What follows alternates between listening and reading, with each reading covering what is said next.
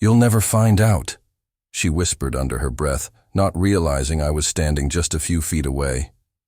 My heart stopped. What was Tammy hiding?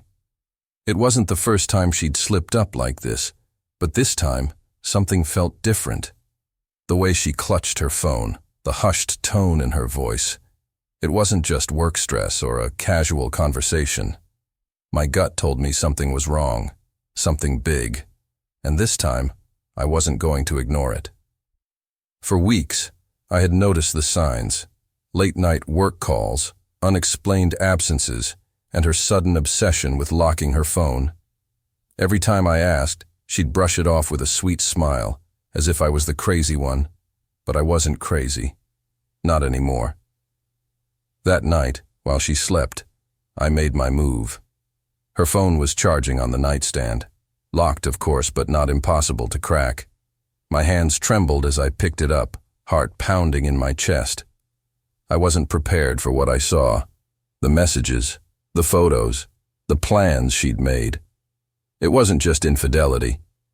It was a twisted, cruel plot, one designed to break me, humiliate me, and strip me of everything I'd worked so hard to build.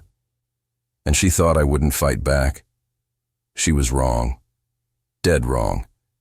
If you're hooked already, don't forget to hit that subscribe button. This story is just getting started, and trust me, you won't want to miss how it all unfolds. The next morning, I couldn't focus on anything else. Her words, her behavior, and now the messages I had seen, they played on a loop in my mind. My heart burned with anger, but I couldn't let it consume me. Not yet. I needed answers. I needed proof. I spent the day replaying everything I'd seen on her phone. The messages were vague enough to keep me guessing, but clear enough to confirm one thing. She wasn't just cheating. She was planning something, and it involved someone else. "You'll know when the time is right," one message read. Another simply said, "He'll have no choice but to accept it." Accept what? What was she planning? Tammy acted normal that day. She kissed me on the cheek before heading out for work, the same way she always did. It was sickening how easily she lied to me. But I smiled back, pretending I didn't know anything. For now, I had to play dumb. As soon as she left, I got to work. I started digging through everything: our shared laptop, her tablet, even our financial records. I was looking for anything that could piece together her twisted plan. That's when I found her second email account. She must have thought she was clever, using a different address to hide her tracks. But Tammy underestimated me. I logged in with the same password she used for everything else, because of course she didn't bother to change it. What I found hit me like a punch to the gut. Emails between Tammy and someone named B. They didn't use real names, but it was clear this person was helping her, advising her, encouraging her. The subject lines alone made my blood boil. How to control him. New ways to assert dominance, and the one that sent chills down my spine. The cage arrives Friday. I stared at the screen, my hands shaking. A cage. Was this some kind of sick joke? My mind raced as I scrolled through the emails, each one worse than the last. Tammy had been planning this for months. Ways to break me emotionally, financially, and even physically. And B was the mastermind behind it all. But there was one thing Tammy and her partner in crime didn't count on. I wasn't the weak, clueless man they thought I was. I wasn't going to sit back and let this happen. No, I was going to expose everything. And when I did, Tammy would regret the day she ever tried to play me. The cage. That word stuck in my mind like a thorn I couldn't remove. What could she possibly mean by it? I needed to know more, and I needed it fast. Tammy's arrogance was her weakness. She thought I was too oblivious to notice her schemes.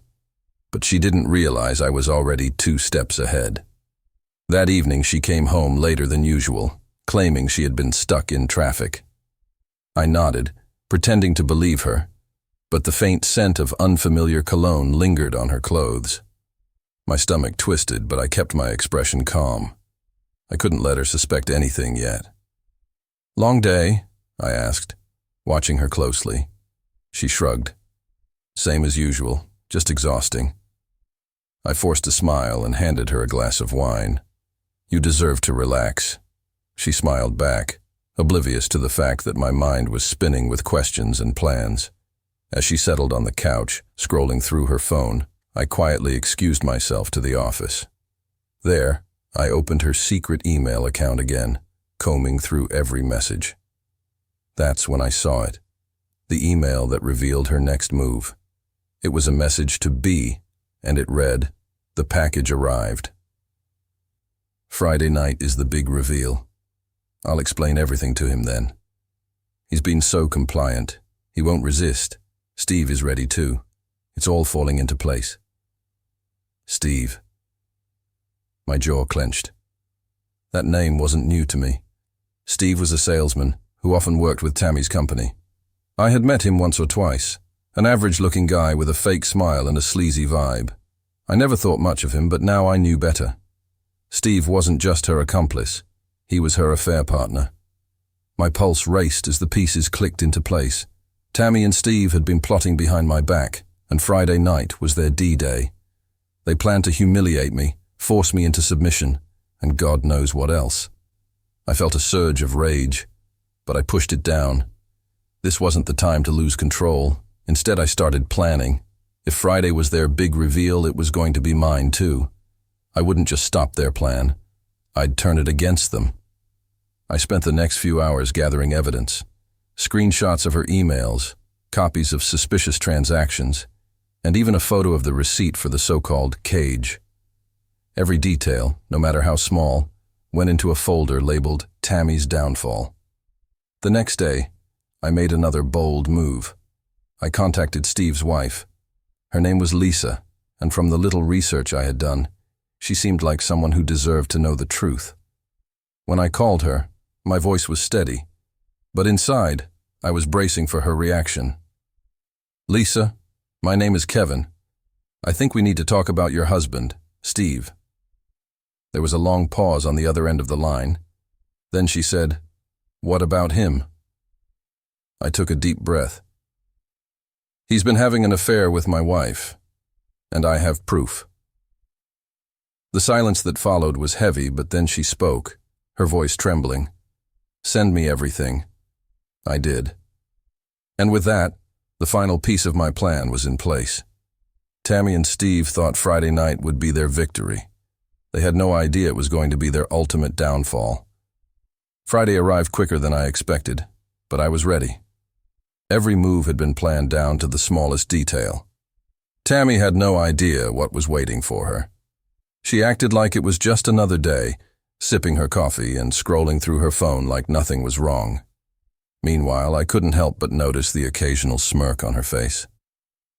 She thought she had already won. I went about my routine as if nothing was different, even asking her about her plans for the evening. "Oh, just a quiet night in," she said casually. "Maybe we can talk about some things later." Some things. My blood boiled at her audacity. But I nodded, forcing a smile. "Sounds good," I replied. Inside, I was counting the hours. Tammy spent most of the day out of the house, probably finalizing her plans with Steve. I used the time to prepare. I had already emailed everything to Lisa, screenshots, photos, the whole twisted plan. She replied with a simple message. He won't know what hit him. It gave me a grim sense of satisfaction, knowing that Steve's world was about to collapse too. By evening, everything was set. I had secured a digital recorder in my pocket, ready to capture every word of Tammy's big reveal. The evidence I collected was organized and printed, sitting neatly in a folder on the kitchen table. And most importantly, Lisa was on standby to deliver her part of the plan. Tammy came home around 6 p.m., her energy buzzing with excitement. She greeted me like nothing was wrong, asking about dinner and making small talk. I played along, masking my disgust with a calm demeanor. After dinner, she cleared her throat and said, "Kevin, can we sit down? There's something I need to talk to you about." This was it. I followed her to the kitchen table, noticing how nervous she looked despite her attempt to act in control. She placed a small, gift-wrapped box in front of me, her hands trembling slightly. "Open it," she said with a smile that didn't reach her eyes. I unwrapped the box slowly, my heart pounding. Inside was exactly what I expected. The cage. A cold, metallic symbol of her twisted plan to humiliate and control me. I held it up, inspecting it like it was some bizarre artifact. "What's this?" I asked, keeping my voice calm. Tammy's tone shifted, becoming firmer, almost commanding. "Things are going to change around here, Kevin, starting tonight." I leaned back in my chair, watching her carefully. "Go on," I said, my voice steady. Her confidence grew as she explained her new rules. She would be taking control of the relationship. Steve would be coming over regularly, and I was expected to support her decisions. If I didn't comply, she would divorce me and take everything. She finished her speech with a smug smile, waiting for my reaction. I let the silence hang for a moment before I leaned forward and said, "Are you done?" Her smirk faltered. "Yes. So what's it going to be?" I reached into my pocket and pressed a button on my phone, sending Lisa the signal. Then, I placed the folder on the table, sliding it toward Tammy. "What's this?" she asked, her voice shaky now. "Proof," I said. "Proof of everything you've done. Proof of your affair with Steve. Proof of your little plan to ruin me. And proof that you've underestimated me." Her eyes widened as she opened the folder, her face draining of color. She flipped through the photos, the screenshots, the receipts. She looked up at me, panicked. "Kevin, I can explain." "Save it," I said coldly. "Steve's wife already knows. In fact, she might be calling him right about now. You think you're in control, Tammy? Guess again." Before she could respond, her phone buzzed on the table. She hesitated, glancing at me, then at the screen. It was Steve. "Go ahead," I said, gesturing toward the phone. "Answer it. Let's see what he has to say." Her hands trembled as she picked up the phone. "Hello?" she said, weakly. I leaned back, watching her carefully. The storm was just beginning. Tammy's face twisted in fear as she listened to Steve on the other end of the line. His voice was loud enough for me to catch bits and pieces of their conversation. "What the hell is going on, Tammy?" Steve barked. "Lisa just called me. She knows everything. She has pictures, emails, everything. What did you do?" Tammy stammered, her voice trembling. "Steve, I didn't. Kevin must have. She stopped mid-sentence, her eyes darting to me. For the first time, she realized how badly she had underestimated me. Her confident facade shattered, replaced by desperation. I leaned forward, resting my elbows on the table. "Tell him the truth, Tammy. Go on. Explain how you dragged him into your mess." Her mouth opened, but no words came out. Steve's voice cut through the silence. "This was your idea, Tammy. You said it would work. Now my wife is talking about divorce, and my job's on the line." I couldn't help but smirk. Tammy dropped the phone onto the table, burying her face in her hands. Steve's muffled shouts continued, but she didn't pick the phone back up. "I warned you, Tammy," I said, my voice cold. "I gave you every chance to stop, to come clean. But you thought you could play me. You thought I wouldn't fight back. Well, now you've lost control." She looked up, tears streaming down her face. "Kevin, please." "I never meant for it to go this far." I scoffed. "You didn't mean for it to go this far? You planned to humiliate me, to take everything I worked for, and you think that's something you can apologize for?" She reached across the table, but I pulled back. "Don't," I said firmly. "You don't get to play the victim now." Before she could say anything else, the doorbell rang. Tammy froze, her eyes widening in panic. "Who is that?" she whispered. I stood up, my chair scraping loudly against the floor. "Let's find out." I walked to the door and opened it to find Lisa standing there, her face a mix of anger and determination. In her hand, she held a folder of her own. One I knew contained all the evidence I had sent her. "Is she here?" Lisa asked, her voice steady. I stepped aside and gestured for her to come in. Tammy's face turned ghostly pale as Lisa walked into the kitchen. The two women locked eyes, and the tension in the room became suffocating. "You," Lisa said, her voice laced with contempt. "You thought you could destroy my family and get away with it?" Tammy shook her head, her words tumbling out incoherently. "Lisa, I didn't mean... Steve told me it was safe, that..."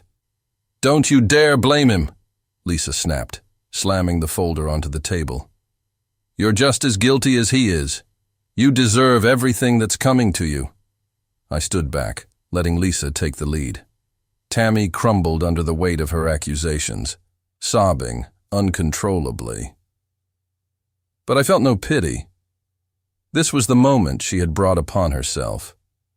Lisa turned to me, her expression softening slightly.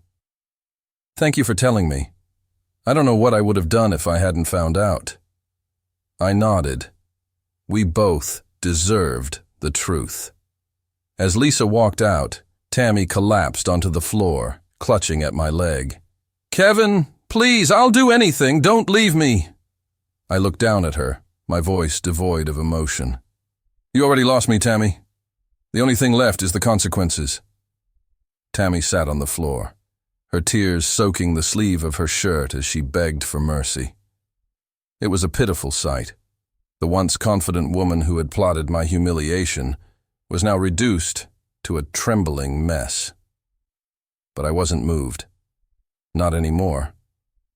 "Get up," I said coldly, pulling my leg away from her grip. "You still have things to answer for." She hesitated, her sobs making her shoulders shake, but she finally stood and slumped into the chair. The air in the room was heavy with silence, broken only by the ticking of the kitchen clock. "What do you want from me, Kevin?"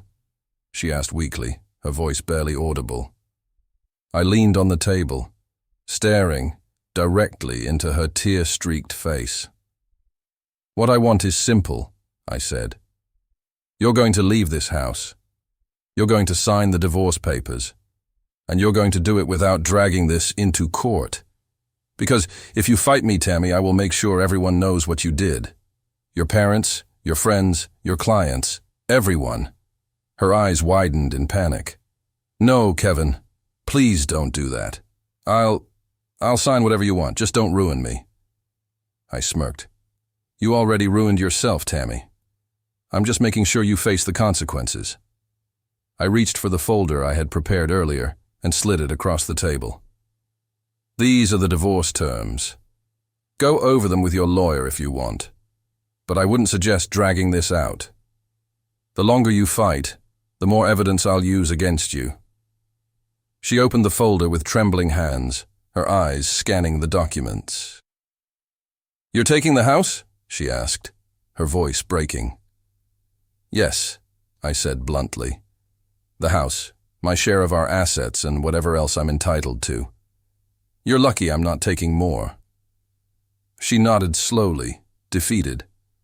I could see the weight of her decisions crushing her in real time, but I wasn't done yet. "And Steve?" I added. "He's going to face his share of consequences too. Lisa will make sure of that." Her face paled further, and she let out a small, strangled sob. "I don't know what I was thinking, Kevin. I thought this would make me happy." I shook my head, my expression hard. "You thought wrong." Before she could reply, her phone buzzed on the table. She glanced at the screen and froze. It was a message from Steve. Without asking, I grabbed the phone and opened it. The message read, "Lisa kicked me out. I'm screwed. What do we do now?" I let out a bitter laugh and handed her the phone. "There's your night in shining armor. He's as pathetic as you are. She didn't reply, just stared at the screen, her tears falling onto her lap. Pack your things, Tammy, I said firmly. You have until tomorrow to get out.